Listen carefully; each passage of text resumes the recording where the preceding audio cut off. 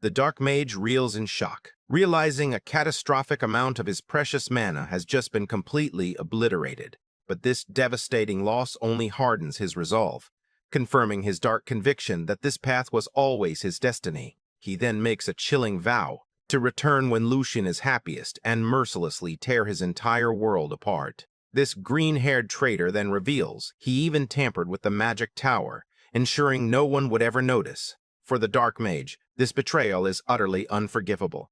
But in his crippled state, he is completely powerless. He desperately tries to bargain for his life, but his former ally offers only one single non-negotiable condition. But without a single moment of hesitation, the traitor unleashes a devastating burst of mana at his former client. The Dark Mage's face contorts in horror, finally realizing his ally never intended to let him survive this betrayal. Within mere moments, the Dark Mage's broken body is completely and utterly consumed by the raging magical inferno. As a cold wind sweeps through the devastated territory, his charred ashes are slowly scattered into the cold night air. The last pathetic remnants of the once powerful mage are then carried away forever on the lonely midnight breeze. The victorious traitor simply muses that he will just have to be far more careful with his future clients. That's when he decides to head towards Lucian's location, thinking it's the perfect place to lay low now.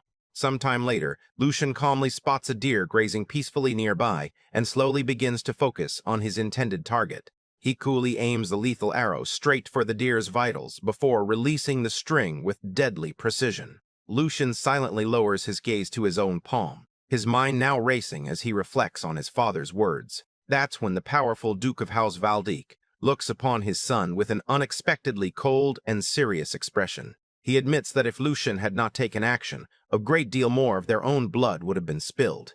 The Duke makes it clear he is not so narrow-minded as to deny the brilliant judgment of his own son. Lucian's choice not only saved countless lives, but also averted a catastrophic political disaster for their entire house. Hearing his son's sharp analysis of the situation, the Duke allows a slight, almost imperceptible smile to cross his face. However, he warns that when considering the Empire's future, Lucian's path was not necessarily the correct one either. The Duke reminds Lucian that his original order was simply to clear the dark clouds over Bornholm and nothing more. He declares all consequences from Lucian's actions are ultimately the sole responsibility of the head of the family. His father delivers a grim warning. The Empire only pretends to be at peace, for an age of chaos has begun. In this brutal new era, one's choices now determine who will ultimately survive and who will fall into ruin. The Duke explains that if one stands alone among wolves, they must learn to grow their own sharp claws. Lucian's ultimate purpose from this day forward is to ensure House Valdec remains protected, no matter the personal cost. Which means from this moment forward, Lucian must begin building his very own faction within powerful House Valdec. Without a powerful faction of his own, accomplishing anything of worth inside the family will be practically impossible. The Duke declares he cannot bear to see more bloodshed simply because his children lack strength to protect themselves. Lucian lets out a sudden, forceful chuckle, fully understanding the true weight of his father's heavy words.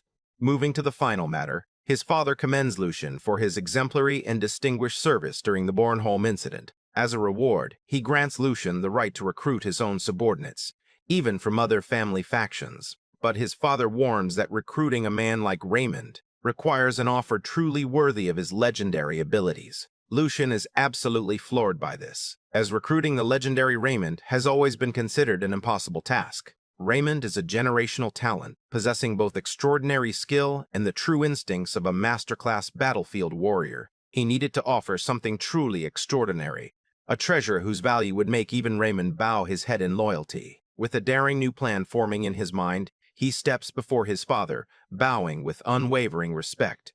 To get the leverage needed for Raymon, Lucian boldly requests official permission to leave the family estate for a while. The Duke can't help but smile with pride, watching his son take the first step towards building his own power. With his father's blessing, Lucian now plans to pursue the key to everything, the development of the true nectar.